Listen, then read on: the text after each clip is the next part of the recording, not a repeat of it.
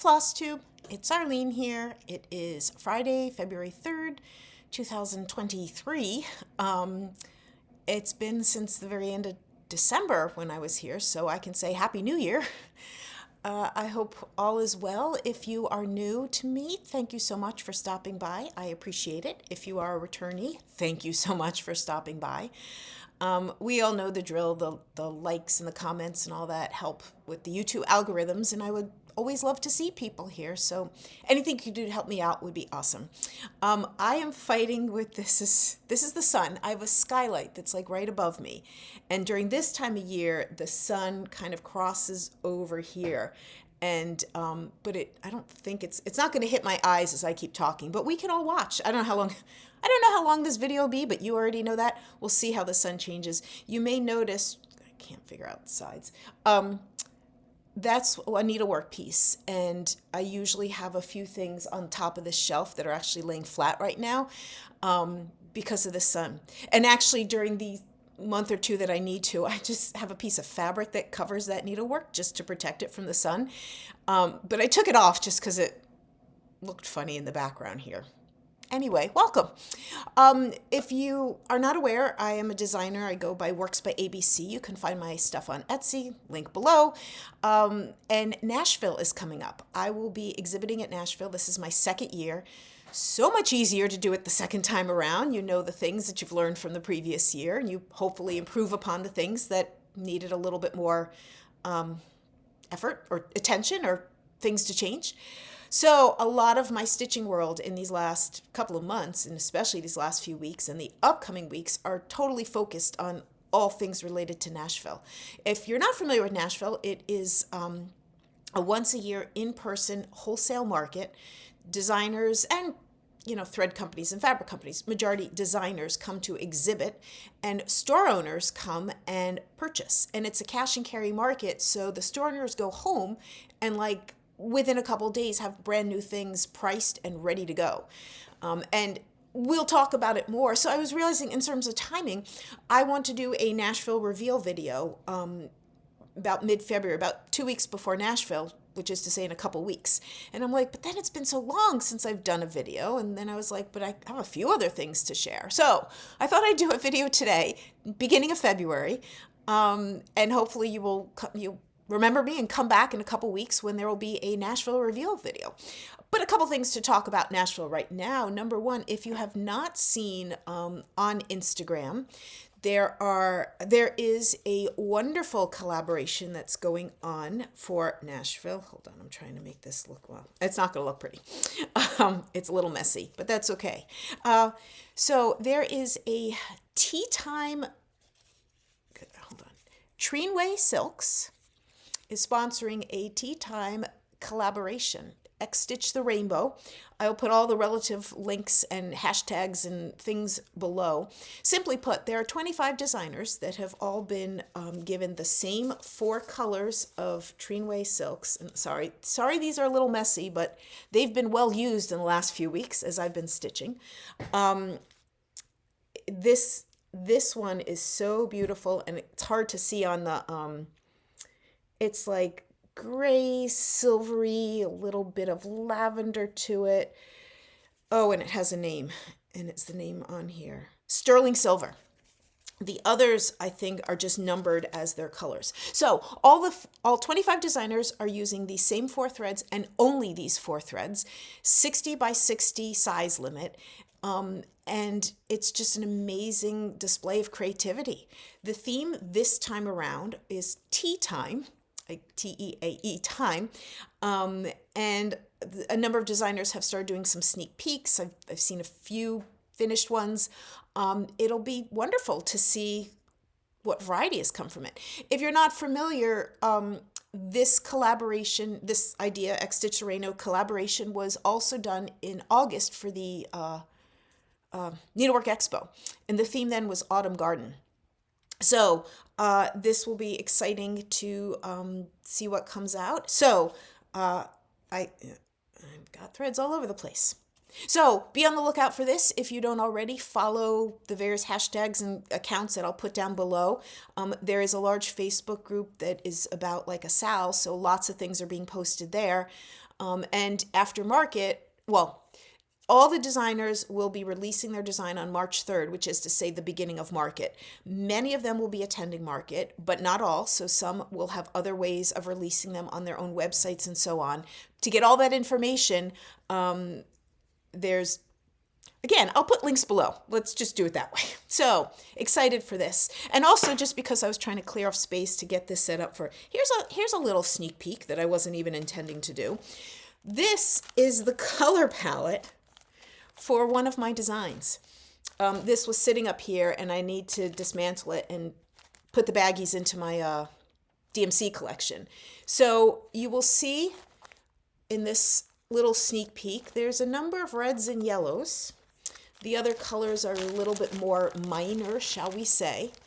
So there's a unplanned sneak peek, so to speak, of one of my designs, which I'm very excited to share with you in a couple of weeks. So if you've been around or have visited with me in the past, you know that in addition to cross stitch, I do lots of other kinds of needlework. I like to share stories, and because I basically stitch all of my own models for my Works by ABC designs, I often don't have a lot of stitching to share with you until I'm ready to release things. But I have a couple of things that I wanted to share today.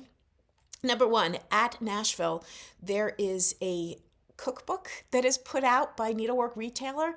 So they invite exhibitors and store owners to submit recipes as well as stories or other things that go along with the recipes.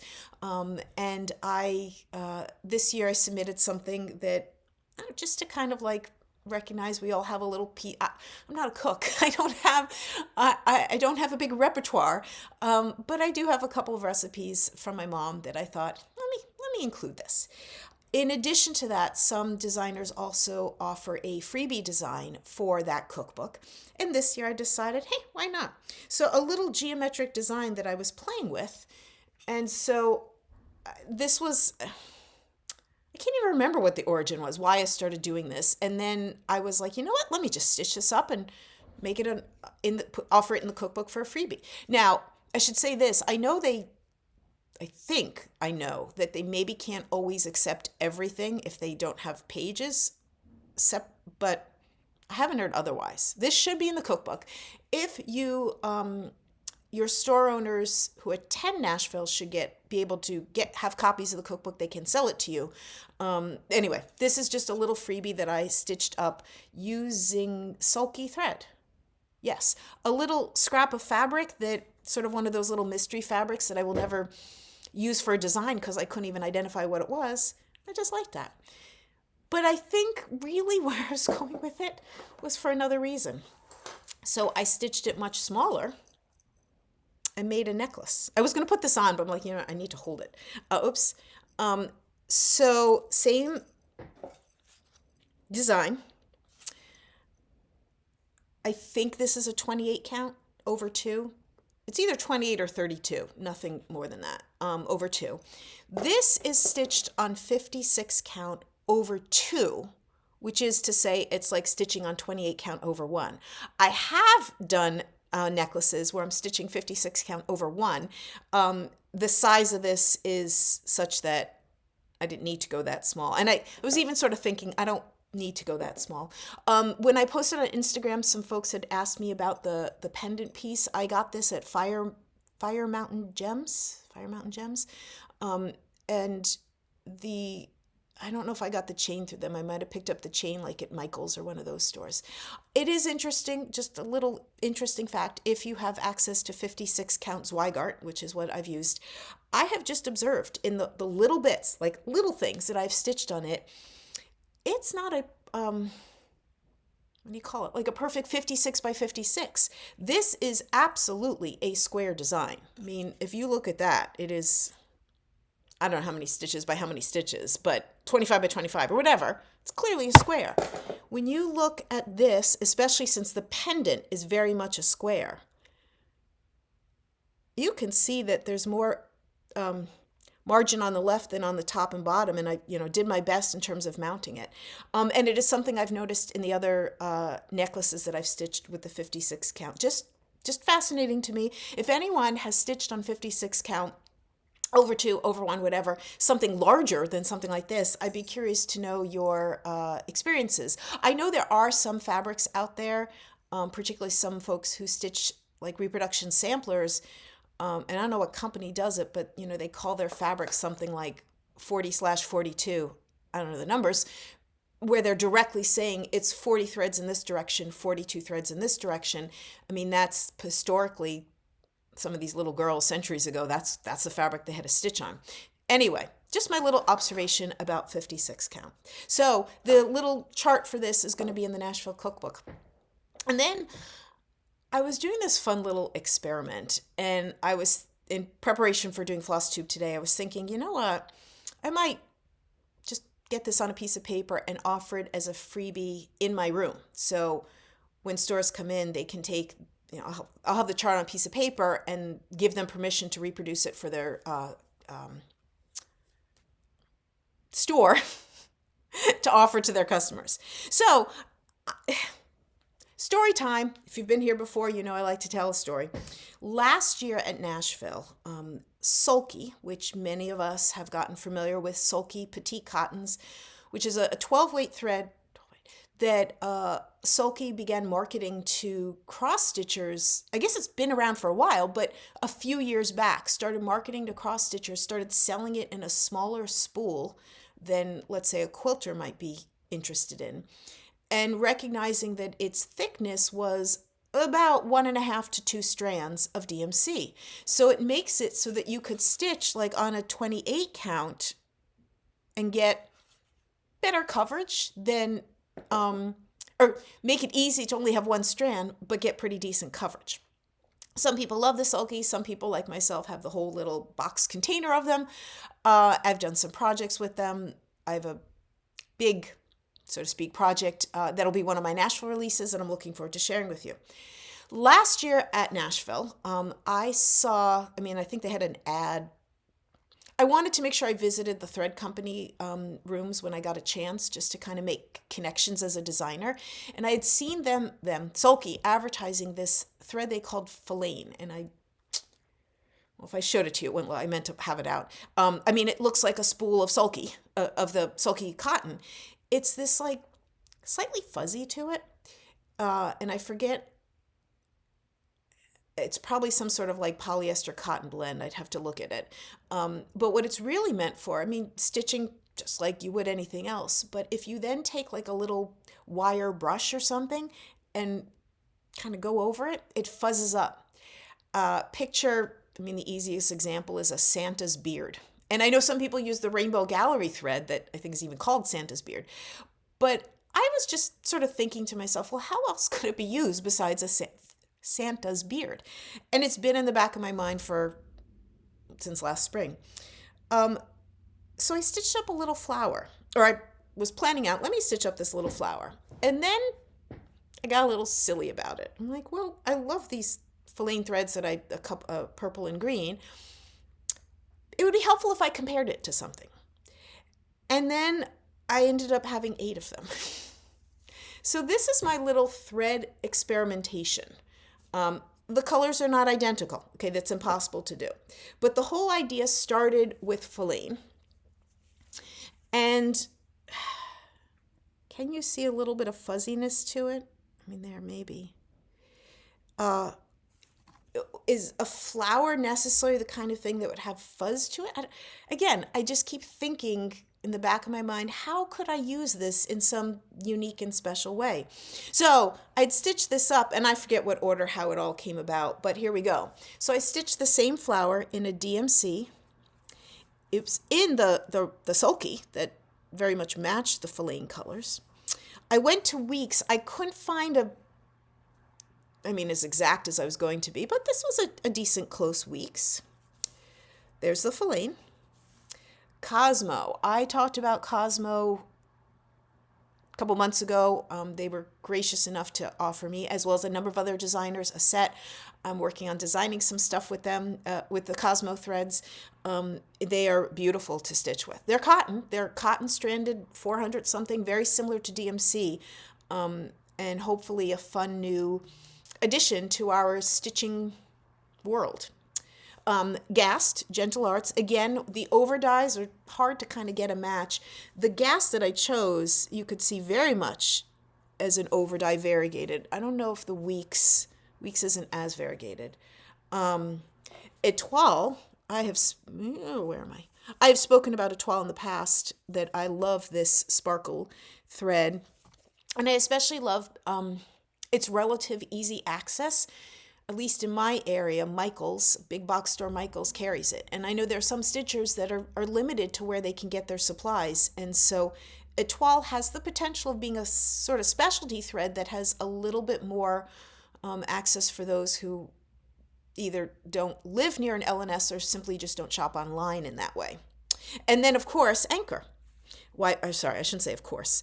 I have a few anchors from the times Michael started selling them, and I was like, you know what, I should stitch with them. So this is just my fun little thread experimentation. How different are any of these? Well, I mean, I think about the differences of threads. Obviously the Filane had this like texture piece that I was going for. I think about Etoile, which can be a little fussy, but once you use it enough, you kind of know how to handle it. I think about like Gast and Weeks, and when you're doing something with variegation, sometimes you're very particular with, at least I am, sort of particular with how to do the threads such that I can get them, the colors in a way that I might want.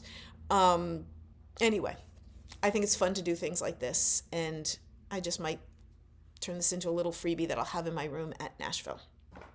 Okay. End of the year from last year, or even more likely January of this year, there are a lot of Flosstube videos that are listed as WIP parades. I've never been the kind of stitcher that, has a whole bunch of cross-stitch patterns started, projects. It's just never been my frame of mind. And actually, truth, there are a few things I learned about the stitching world when I started watching Flosstube. Now, I've been stitching like my whole life since high school, really. And I had no idea that people out there had multiple projects going on. I'm not talking like 2 or 3 things. I'm talking like the people who have 20, 30 more WIPs, even 10. I had no idea that that was a thing. I also had no idea that there's a number of stitchers that hate backstitching. Like, that was like brand new news to me. Anyway, so I'm going to label this video something about a WIP parade because it's the extent that I can do a WIP parade, but it started with me thinking about what can I share in this video about stitching that I'm working on, or relatively recently have currently worked on, that are not my new Nashville designs. So one thing that is not brand new, but, and so some of you who have been around might recognize this. A design that I came out with the very beginning of my stitching career, even 2017 or 2018. I put out a number of designs at that time without having models, which some designers do on a regular basis, and that was I kind of stitched some and also put out others just as like the computer generated picture. I've evolved and changed over that since time, but this is a pattern that I did put out, but then I did start stitching it, and it's called Color Thesaurus. And I'm trying to get this ready to go. So I recently finished off the red. When I started, hold on, so you get the bigger picture. The design is 9 colors: red, pink, purple, blue, green, yellow, orange, brown, and gray, each with 9 rectangles of different, I don't want to say names for the colors. Some of them are just things that are that color, that are just things you would associate with that color. And so I think it's just got a cool look to it. When I started stitching this, I started more or less in the center. I believe I started with the blues. And I started going up, and then at some point I wanted to do the greens, and then I know exactly where I was, where I got frustrated with greens. I'm like, yeah, let me just go up. And so maybe that's when I did the pinks and the red and started the reds. And then this project has been around I mean, especially if I met you at a retreat in 2018 and 2019, this was inevitably a project I had with me. It is so easy to stitch on. I mean, it's a no-brainer. Once I have the words in, it's just fill in the colors. So I've wanted to get this done. Again, it might take, I'm not even going to predict when it might get done. But I also know that I'd started making changes as I went along, that I did what I thought was a good job in picking out the colors I wanted and but inevitably I changed things. I mean, that's one of the reasons why I think nowadays I very much put out designs. I very much need to stitch before I put out a design because I inevitably make changes as I'm stitching. So, I mean, here's just I don't know how I managed to do this. There's a rose in the red category. There's also a rose in the pink category. And not only are they both there, they're like in the same column. I don't know how I didn't catch that. And then a couple times, while it might have looked good here, and it might have even looked good when I put DMCs out in front of me, when I started stitching, two particular blocks next to one another, and I think this is what happened to the green. I think whatever I had in for olive, I didn't like, and I'm like, oh, let me deal with that later. And then I started putting in pine, and pine is too close to fern, and that's when I'm like, you know what, step away from green. So what I'm doing is coming out with an updated version of the chart. So this will be Color Thesaurus 2023, which will have about half of it redone, and also a much better, since then I've learned so much about creating charts and all of that. So it'll be a better pattern. It'll have accurately what I've stitched so far. I'll write in what I've planned for the rest. And then maybe sometime down the line, there will be eventually a Color Thesaurus, the complete version or thereof. I mean, it's also the kind of design you decide yourself.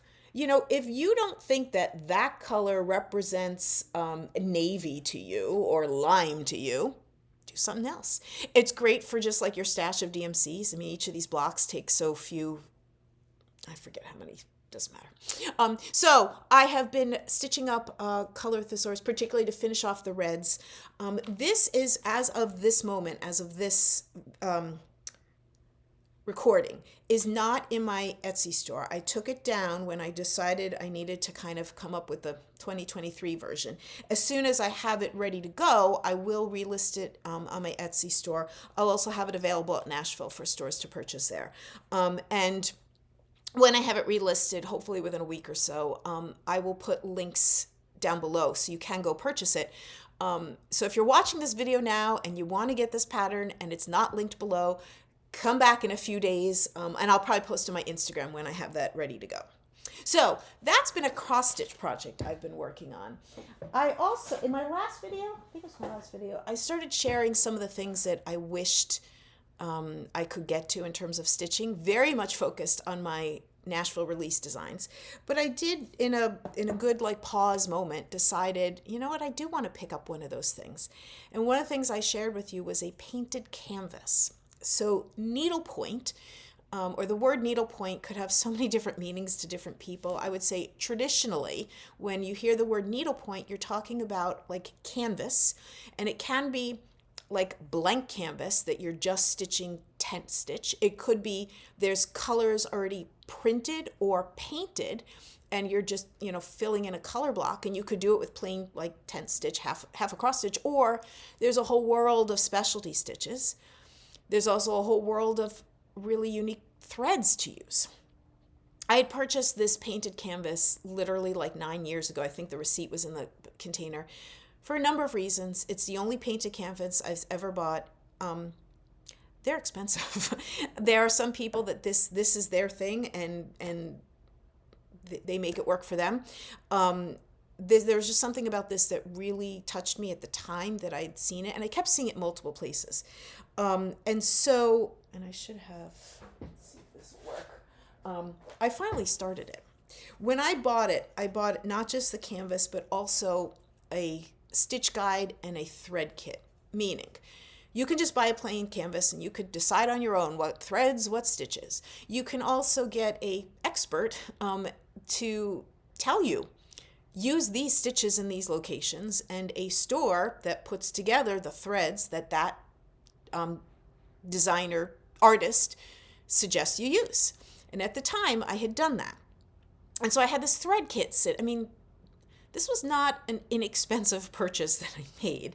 And it just became this, why have I not, or I should be showing this to you, why have I not started it? So I finally did. I'm using this just because otherwise it's very see-through. Be kind whenever possible. It is always possible. That's just one of those things that just kind of really hits me. So when I started working on it, the Buddha, I started using the thread and the stitch that was in my stitch guide. And right away I realized I didn't like it. I just didn't like it. And then I thought, but I've bought this stuff. I should use it. I'm like, wait a second. I bought it years ago. And I shouldn't do it if I don't like it. I'm a way different stitcher now. Back then, the idea of choosing stitches and threads felt overwhelming. Doesn't feel overwhelming now. So at this point, it took a little, playing around with stuff. I've planned out what I'm doing. So you can see, maybe you can't see, I have a good portion of the Buddha's face done. Like what you're seeing here is not done. What I'm doing for that, let's see if you can, maybe. I'm trying to see if you can see the sparkle to it, which is really hard. What I am using is a Rainbow Gallery thread called Silk Lame Braid. It comes in different widths. So this one says it's for 18 count. There's one that comes that says petite Silk Lame Braid, and then there's one that's like 13 count. What it's made up of is strands of both silk and metallic. The one that's for 18 count is made up of 4 strands of silk and 4 strands of metallic. Now they're pretty fine. The petite one is I think 2 and 2, and I don't know about the 13 count. And I was just playing around with this. This on its own was too thick for me. What I've ended up doing is I'm using, and it is divisible. It's not quite the same as 6 strands of DMC. You pull one out. This is meant to stitch all together, but it's also pretty easy to separate. So I'm using only one of the silk and one of the metallic, and it's giving, again, I know you can't see this on camera, sort of a light coverage, but it's exactly the look I'm looking for. So for the Buddha, it's just a 10 stitch, just half a cross stitch. And the sparkle is what is perfect for me. I do plan to use what was in the stitch guide for the lotus flower, which is beading. So I have all the beads. I did choose to do a totally different background stitch, and you could see I've figured it out. And this is a really sparkly, I forget what thread this is, that I'll be using for the words. So I'm hoping that I can work on this when I get a chance, just as a break from my cross stitch world. I do, again, love different types of stitching. So this has just been a nice one to have that little bit of variety that I need. Speaking of variety, in terms of what else is my WIP Parade, is something I want to get back to, and I don't know when, but a long time ago, I know I had shared with you. So I've also done hardanger. This is from what used to be Nordic Needle. They would have this contest every year. There was something about this one that just sort of struck me when I actually saw like a picture of it online. I'm like, what's going on there? These are very clearly hardanger. And it is a unique, I'll show you the better version of it. It is a unique thing that it's like with hardanger, you cut away thread, like you put in stitches and you cut away threads. This has more threads cut away than what is left. And that idea just intrigued me. So after having the fabric and the threads for this for years, I finally did start it. And again, I know I've shown this now. Yeah. So this, and also with hardanger, you usually put the stitches in first and then cut away threads. Because of what this is, like all of this is cut away. And you could see here is where I've started putting in the thread. this is my longest scroll bars, and I don't, if I ever need to use them for something else, I'll take it off here. So it's just been sitting on here. It's like the painted canvas. Get into a rhythm, and it's a good non-thinking, don't need to look at the chart kind of project. I'd like to get back to it. I do know once I've done this much of it, I have questioned whether I will do the whole thing. There is a chance that just this center part, like the snowflake in the center part, might be enough for me to like get the feel of this. The original, I'm doing this on a 32 count, I'm pretty sure. And the original, so this was a contest. Nordic Needle would have a contest, people would submit. And so she used a 30-inch by 30, so she used 32 count. And here it says the finished size is 24 inches round. So literally, if I do the whole thing, that's the fabric I bought, with some element of margin. So I don't know. It may be like a forever project. It may be that I get enough of that center part in and say, you know what, this is good. We'll see. But a hard hanger project is one of my WIPs, and I wanted to share it with you. And then the other really only thing I have is a WIP, which again I believe I showed in my last video, is this little, again, just using this so you can see it, silk gauze. So silk gauze is just the name of the fabric. To me, it's not really a different type of needlework. Some people call it that way. It's basically miniature. And using one strand of DMC, but only a half across, like one half of the X. I suppose with a different type of thread, you might be able to fit a full X. I don't think there's any need to. This is 40 count, so it's 40 stitches an inch. And there's a whole background story about this related to my retreat from this past summer. And my hope and goal is that I could have this done so I could have it on the display table for my retreat this coming summer. We'll see. It does involve, I need to put more time into it, and there's so many other things I want to stitch. So I just showed you, as part of my WIP Parade, a cross stitch, a painted canvas, a hard danger, and this silk gauze. And in a lot of ways, that kind of, it's like not an example, what's the word? It shows me as a stitcher. There are plenty of WIP Parades that you are watching, can watch, will watch, that are, like I said, 30 cross stitch projects, and they are beautiful. It's just never been me as a stitcher. So I'm going to sort of switch topics here, but still on that finish/WIP Parade kind of thinking. In addition to cross stitch, I also do bobbin lace. Bobbin lace is the way that lace was made before machines made lace. In my earlier videos, I know I shared a lot. I think there's even one or two where I did my best to kind of, instead of stitch with me, lace with me, so you could see it. You could go on YouTube and look for videos of people doing lace. And I admit it's not been in my life much in these last few years. I know I had a lace group that we just haven't gotten together and haven't really connected because of COVID. I know exactly where I was in a lace project, February of 2020, the last time we met. And that's almost the last time I picked up my bobbins.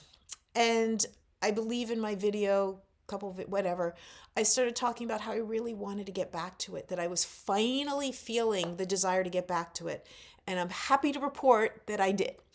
So what I completed December into January, and let me just hold it like this, is this piece here.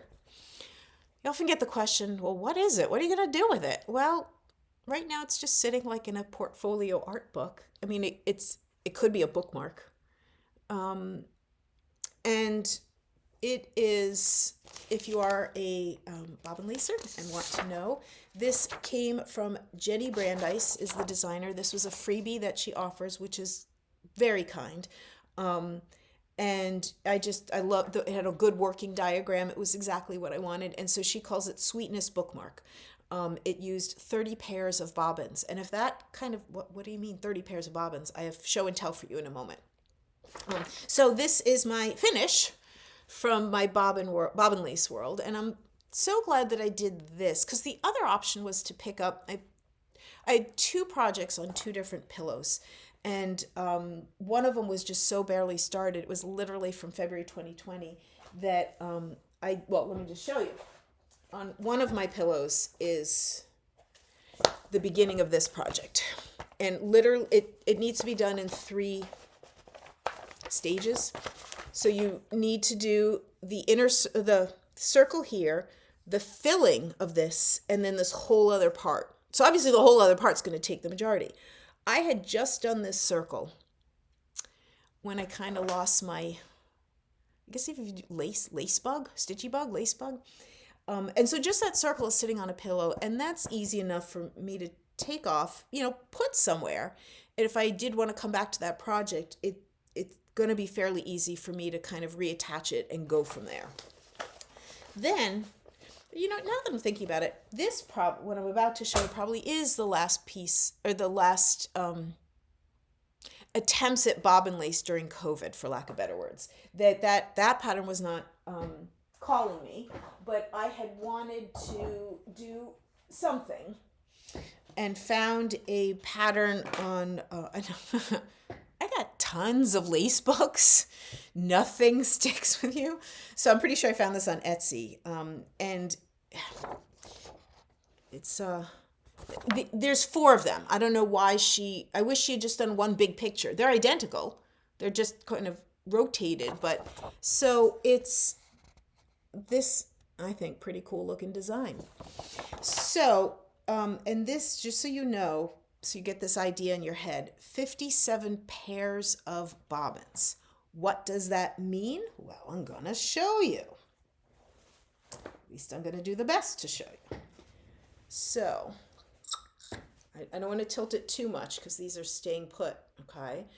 So, bobbins, right, and you can see, without me tilting it too much, I literally have 1/4 of it done. If you again, focus in on one of those, you could see there's like 4 parts to it. And so I have one of the 4 parts done. And again, this was early in quarantine COVID time, and I just kind of lost my interest in it. So when you are doing bobbin lace, if you're not familiar with it, these wooden things are called bobbins. Think about, if you're familiar with bobbin from Sewing World, it serves the same function. It holds thread in a rounded thing. It looks very different than sewing machine bobbin. And when you are doing a bobbin lace pattern, you always work in pairs. So this pattern said it had 57 pairs. It is more likely to see that written out than somebody to say you need 114 bobbins. But that's what you need. There are 114 bobbins on here. These wooden sticks kind of help them stay in piles because you only use a few at a time. And now that I've gotten a little bit back into this, I'm hoping that, post Nashville, maybe I could do another one of those kind of lace with me and just do a little bit of a demo of what I do and how this goes. I often get the question when somebody sees and they're like, oh, I want to give that a try. And the challenge, of course, I want to support anybody. Absolutely. The challenge is when somebody says, oh, I want to give cross stitch a try, if a friend, you give them a little scrap of fabric you have, you take out some needles, you take out some DMC, you find some freebie chart, and you're good to go. And it basically is no money is involved, or, basically. Bobbin lace just isn't that easy. You need supplies. Like, you need to have some bobbins. You need to have what I was holding on is called a pillow. I mean, it's not the kind of pillow you put on your bed, but it's a pillow. And so it's like when people have contacted me, it's like I'm trying to very gently say, are you serious about this? If you are, I'll totally give you instructions of where to go and what you need. But if you're just like, I just want to try it. One thing that happens, again, last few years, COVID, when there are bobbin lacers that demonstrate, and I learned about this because I was at like a fair festival and I saw someone demonstrating and I was amazed. Like I was with some friends. I said, you guys, I'll catch up with you later. And I sat with this woman for over an hour. And my friends finally circled back and said, are you leaving? I'm like, I just talked with her. And so it turns out she gave lessons and she had supply, like a store. I was able to purchase supplies from her. And that's what got me started. Elaine, are you watching? I learned in recent years that she, at least sometimes, has been here watching my videos. If you're there, I shout out to you for starting me those years ago. It meant the world to me. I've gotten myself off track. Anyway. Oh, and I was like, here's my phone. What I do, and I know other lace mates. So there's a piece of bobbin lace that I've made. And so this is like a clear case. And so that way, if I ever have a conversation of what is bobbin lace when I'm with somebody, I can say, well, this is what it looks like, this little piece. So in terms of a WIP for bobbin lace, yes, I have that black spiral. It's not what's calling to me at all. I finished that bookmark, and then I found something that I had, put in the, I want to do that someday pile. And so this was just started like last week, and then I've gotten into FFOing for Nashville, so I haven't come back to it. So this is on a small pillow, and it's just a small little square. You can see I'm also doing this one in black thread. The other one is there, but I'm going to show you what it is in a moment. This has, I believe, 19 pairs. So, way less than half of the ones that are there. And this is absolutely going to be, we'll see if it ever gets done kind of project. But a number of years ago, this is a magazine that I used to get that came from England, from the Lace Guild in England called Lace. I saw this and I was like, put a sticky note on that page. So somebody made a lace chessboard. And each of those squares is a separate square. Now she created 16 of them and repeated each 4 times. And I wish there was a better close-up picture of this. I have shown here, I think more than once, a blackwork chessboard that I did, and that I even created the chess pieces so that I could take the chessboard off the wall and actually play. And so chessboards are just always in the back of my mind. And so this had, like I said, I have a bunch of magazines where I have sticky notes from whenever of maybe someday. Well, this is what called to me. So, and also the fact that it's a small square. So I for the little bit of time I've been able to put into it, I really like it. It's a relatively easy thing to kind of do, or at least the square I started with. It may be I finish 1 or 2 squares and say, yeah, 64 never going to happen. Or it may be I get really into it and someday 64 will be completed. So I'm using for that, I put the threads because I was going to show you. Here we go. There is... I use this book so much. This is like a thread thesaurus. There are so many threads out there so many threads out there, period. There are many times I've picked up this book in terms of stitching world. I want to find something that is similar to whatever. But it obviously was created for lace. The size thread that she has listed there is the thread I don't know, but I know that it is almost the same width. Well, I can't see a thing, as what I'm holding in my hand, which is a Gutermann cotton, like bought at Joann's, like a sewing thread cotton, which is a little finer, I think, than a more typical sewing thread. Don't quote me on that. It's about the size of a sewing thread. My plan is to do, half of them in black, and then we're going to see if this works. I don't know. I'll have to do a test of it. But I didn't want this test to be my first square, because if it didn't work, I was going to get frustrated. The blackwork chessboard that I did is black and gold. And so I wanted to kind of keep the theme going. So this is a fine thread that actually is very similar in fineness to this one. It is a Kreinik, and it is a Kreinik cord. If you're not familiar with Kreinik, I know some cross stitchers simply just know their very fine braid. They have others. I mean, the braids are their big ones, but they have others. And this cord, which I've used in projects before, it's smooth enough to use as a as a thread for lace, I need to give it a try. It's either going to be easy to work with or not. And if it is, then I need to, acquire a number of these spools to work with. We'll see. So that's a we'll see. But I'm hoping for future floss tubes, I have some updates for you, not just in my stitching world, but also in my lace world. I've so appreciated everyone who shows interest when I'm sharing something different. A lot of floss tubers, they'll share knitting and quilting and these other wonderful needle and thread related. I hate using the word hobby because for so many of us, it's more than a hobby. It's your craft, it's your art, it's your passion. Plenty of people just call it hobby, and that's fine. Now I just lost where I was going to say. Anyway, I appreciate, because I don't have quilting or knitting to share with you, that you're interested in what I do have to share.